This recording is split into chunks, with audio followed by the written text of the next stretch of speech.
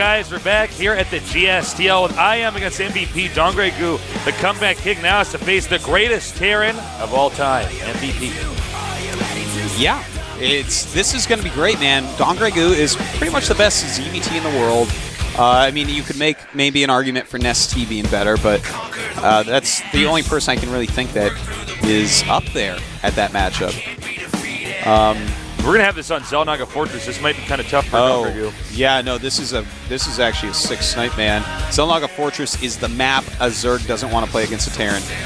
I don't know what you can see the look on his face. He's like, what am I actually going to do here? Because the thing is, you take that third base as Terran, and stones throw it from the Zerg. It's a lot like that Jungle Basin map, where you take that base in the middle, and it's like you're an octopus then. All your little arms of attacks come off that, and you can hit every single expansion on the map from that location easily. You know who's a cool villain?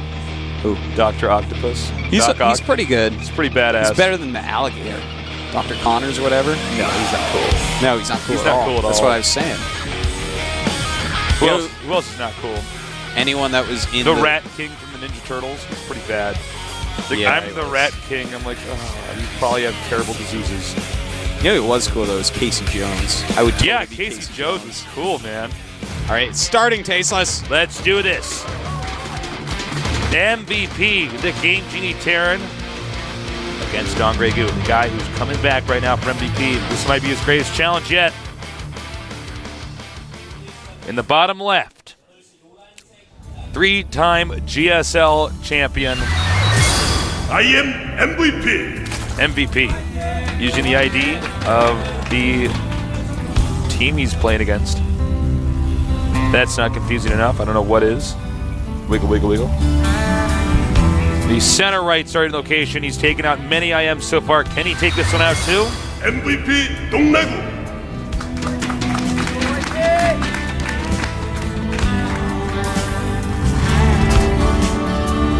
All right. Seriously, so exciting. You know, I almost feel, okay, hear me out. This is like, for Dongregu to actually be this far right now is, first off, astounding and amazing and impressive, and he's great. Yeah. And he definitely has potential to be MVP. This map is going to be the hardest for him, though, and MVP is, like, going to be the hardest person you could ever play against as a Zerg, aside from, like, Nest-T himself.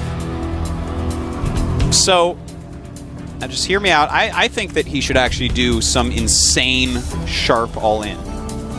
I think he should hit MVP I agree. in such agree. weird... But it has to be a weird way, because MVP seems like he doesn't die to cheese. And there's not a whole lot of good cheeses that Zerg has against Terran, but I feel like he should try to hit some insane move, like a July Zerg move, against MVP. I agree. I would try to do it before the third base is incorporated as well. Or exactly when the third base comes like right when it's landing or something. He's trying to make it into a planetary. And yeah, something like that. like, nope. Yeah. For instance, you know, maybe a Baneling Roach all in at that point, you know, trying to just kill off the army of the MVP. But if he just plays a completely standard straight up game, it's going to be very difficult. Oh! I'm surprised he turned around. Why did he turn around? There's a Marine, I don't know. But, you know, he never got to see if there was a refinery. That's just a bit weird. The only things he got to see was, okay, you're walling in. There's not 2 barracks. Okay. That's some information. Gets to save the drone. It's all about the Drone-Gemins. That's right. The what? The Drone-Gemins. The Drone-Gemins, yes. All right, MVP going with standard pressure here. He just wants to kill any drones. Just force anything he can. Dongregu is not going to bite that.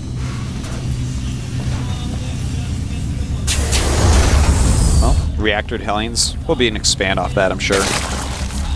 Such a popular build for the matchup. Command center on the way now. And it looks like he's actually just going to go ahead and go for some reactored Hellions. Yeah. Now, there's still not even that much pressure for MVP in this case. Basically, it's like, MVP, can you please go win 8 Terran versus Zerg on a map that's not that hard to win, Terran versus Zerg on? And if not, no problem. We have several other good players on the team. Yeah, that's basically what it is. But by the way, I've agreed with every person IM has brought out so far. Like the order. they're doing a good job, man. They are doing a really good job. They're not messing around. You know what's funny about this is Happy got them so far, and now... You know, I think that might have been part of it, though. I mean, once Happy got that many wins, it's like, well, now you just have to kill, like, a few people. And right. It's easy. So, anyways, Hellions coming out. Some more Hellions are being produced. MVP got a pretty good quick tech lab. Probably going to, after he makes some more Hellions, go ahead and go for siege tanks, siege mode, make sure he's safe. And a Roach Warren. Interesting. Very, very orthodox build here from MVP. I saw the entire team talk to MVP ahead of time. They might have even advised him. Like, look, you just do a very normal TVZ. No fancy Harlem Globetrotter stuff. Just stop creep tumors with these. Might go around, have some map control. You know, Dongre does not have much information right now. But his Overlord is actually sneaking in and seeing quite a bit. He's got a pretty good idea of what's going on. Yeah. I'm sure from what he peeked in there with from that Overlord, he probably can glean most of the information as far as what MVP's doing. He's probably saying, okay, standard TVZ. You know, MVP's play is actually a little bit surprising to me. The fact that he got that tech lab like really, really early, but he hasn't made anything in it yet. That's just... I think he's going to have to wait until he has to... Okay, here we go. Get stim now. There's enough gas to get that stim. Now, if he gets enough roaches, he can actually just run down there and maybe even attack into the Terran, because Marines are not good 12 against links roaches. on the way. He is doing it all in. All right. Oh, MVP was not paying attention. Nice, nice, nice, nice. That's as good as he could have hoped for right there, killing one Hellion and injuring a bunch of others. Oh, very nice by MVP. If he had gotten flanked there and lost those, that would have been really bad. MVP is actually... lift up. Yeah, he's going up his ramp. He's just going to wait until he can cast down one more mule, and then he's going to lift up. He is making a siege tank. Dongre Goo switching back to drones during this and getting a layer. Good move. First siege tank not out yet. And here we go. Very important moment. He's going to just tear his way down into this past this depot. This is going to be scary for MVP. Can he hold this without losing too much? He's got to keep those lings away from the Hellions. A lot of SCVs are going down. But, MVP's confident he can hold this. Yep. Siege tank coming out. It will not be that hard. Just killing off a few Marines here. Bunker salvage. All right, so 23 SCVs to 42 drones. All right, Dongre Goo. That was well done. With the amount of SCVs he killed, that all worked out really well. The Hellions are gone, so his creep spread can continue as much as he likes. He lowered the amount of Marines. That always helps. That was really actually... We're going to have a counter drop here. It looks like Dongre Goo has already got pretty good star sets. And he's going to try to intercept this right now. Oh, nice by Dongre Goo. Damn. Do you think we're going to see a push here from MVP? Timing push? No, I think he's gonna maybe slow it down. You know, if you look at his infrastructure, it looks like it's going to be a timing push, but that's going to be what DRG expects. And if you do what DRG expects, he's going to beat you, especially when he got a little lead already. Well, he is going to do the even though push. I say it's a little lead, I mean MVP's supply is still higher, but the drone count is pretty out of control. He's going up to 50 drones against 30 SCVs. He's getting that macro hatch, and I can't see this push really doing that much. We got about a dozen Zerglings on the way. You know what, though? This actually is kind of scary. It is.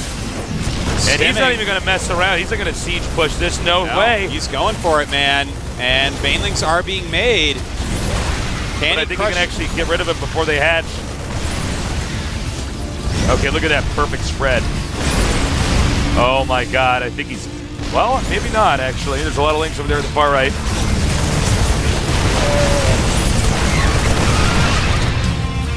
All right, well, here we go. Everything coming out. A ton of banelings coming down as well. MVP not really targeted with the siege tanks at the last second. And it looks like MVP going to clean up DRG. Very nice timing push. And, well, let's see, though. There's still a little bit left. There's, no. GG. Well done, MVP. I kicks am the door down. MVP. GG's. He actually MVP. Don Grey Goo. He like takes his ID, and then like they're like, what are you doing? It says MVP, and then he lights it on fire. They're like, no, that's our clan ID. He goes, I don't care. MVP showing why he is the 3-time GSL champion. All right, well now who do you bring out for MVP? I think they were hoping that Don Grey Goo could bring it, maybe bring it down to one more game. Like Nesty or something. Just snipe from there. Dude, I don't know what happens from here. What do they have? I don't know. They have someone that's supposed to be MVP in Nesty is who they have, and that person doesn't exist. Not really, no. I don't see NSHoso Sage over there. I don't see Tasteless over there. I don't see Nesty over there. Oh, that's right, because he's right over there. I don't see anyone over there. You got to join the game. I'm trying to figure out who could ever beat these two right in a row.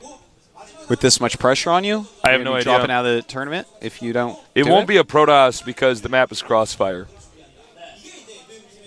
Imagine that. If it was a Protoss. Well, I don't know. I do like Don Grey Goo's build, but Nesty was so smart with that push. He knew to actually just stim in, for instance, and kill the spine crawler, not to like siege up outside of it and like try to damage it, and then there's queens transfusing it and more lings are on the way. He hit a slick timing there for sure. Slick timing. A super sick timing. Sneaky, slick, super.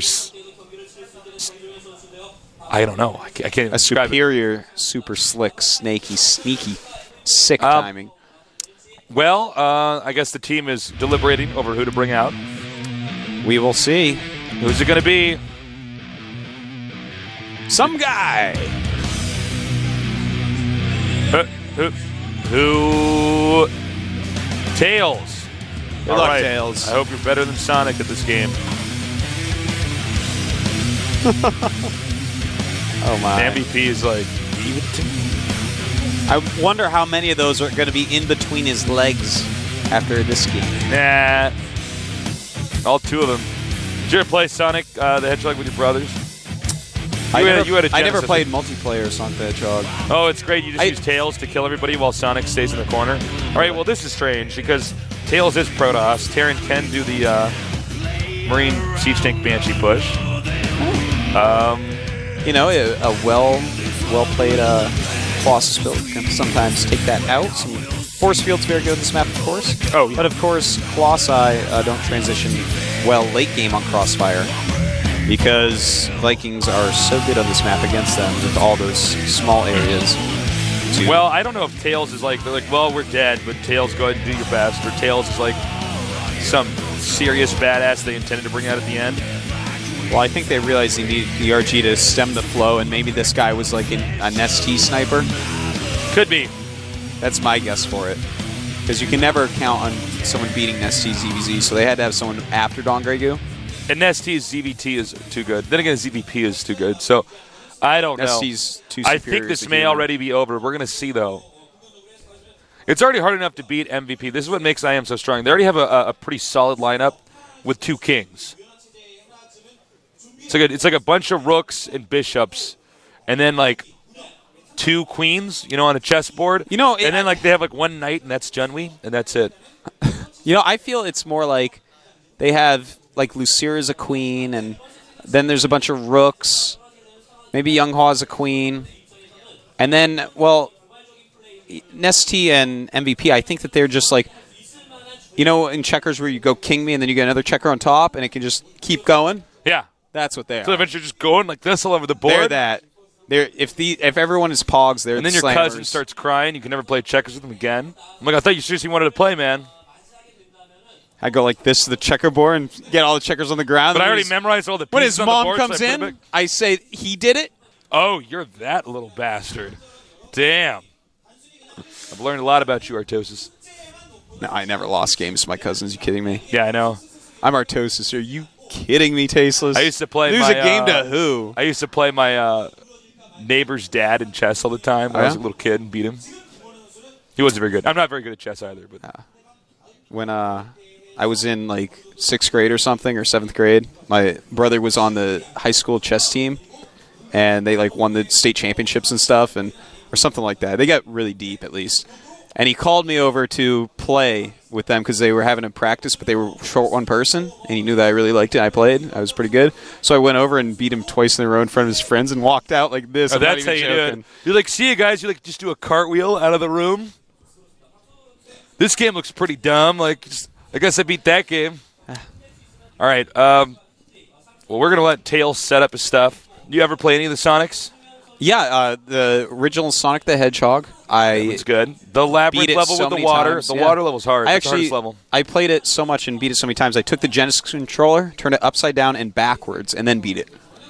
No, you didn't. Yes, I actually did, and I also did that with 007, GoldenEye. I took the Nintendo 64 controller, I turned it upside down and backwards, and I beat it. That's actually crazy, man. Yeah. That's actually very interesting. Did you play Sonic 2? No, I didn't play Sonic 2, but I just Sonic started. and Knuckles was a bit disappointing. I have Sonic for the Wii because I just do. Sonic on Dreamcast was terrible. Hold on, I have a story. I'm sorry. Oh, go ahead. You have to shut up so I can tell this story before the game starts. And so it's for the Wii, right? And I start it, and there's like all these new controls because it's a Wii, and they have to make it so you like move the controller while you're trying to play, and like you're like you're going like this, trying to press buttons and move the whatever. And I had to do tutorials. They would not let me start the game. I had to do tutorials and watch like the longest intro video I've ever seen ever in any game ever. It's pretty bad. And then do tutorials for like 20 minutes. And I was just waiting for the save point so that I would never have to go through those tutorials again. I was ready to turn it off. I'm like, what if in 2 years I want to play this game again? I'm not going through those tutorials. I would rather not know how to play the game than sit through those. That's the truth. Yeah, and the problem is that, like, as the Sonic series has evolved, like, the characters have become much less appealing because they can talk, like, they have voices now. And dude, in the Wii one, it's like Sonic the Hedgehog becomes a were-hedgehog. What? He becomes a were-hedgehog at night. He's like, he's Sonic, but he gets a little bit taller. He looks like he's got, like, these big hands and stuff that look like wolf hands. It's, like, so stupid. That's sad. So bad, man. You know, somebody from Sega's watching this right now. It's crying. I'm sorry. You should probably try to make a better game. They should actually go back to making Sonic in, like, old school form. You know, the problem with most games is that they actually, you know, Nintendo 64 suffered from this problem where it's like, well, now every game has to be 3D like Mario 64. Actually, no, it doesn't. No, it's okay to have some old, or, like, you know, platform interfaces here. Yeah, I'm fine with it. Yeah, it's fine. It's a kind. I just want to play a good game. It's a kind of game. Yeah. All right. Crossfire SC. Not every game needs to have the characters' voices. Sometimes it's better for, you know, me to kind of imagine that rather than hear, like, some voice from, like, oh, God, is that what they thought he was going to sound like? Yeah. At least in Mario, they just kind of made him have a bunch of, like, little sounds and stuff. Yeah. Yeah, that's much better. All right, Tails, let's see if you could do what Sonic couldn't and impress our toasts and me. But you're up against MVP. It's going to be pretty difficult. This could be our final game, or this could be the comeback of the century here at GOMTV at the GSL, or GSL Team League. Almost didn't get that one out. That's all right.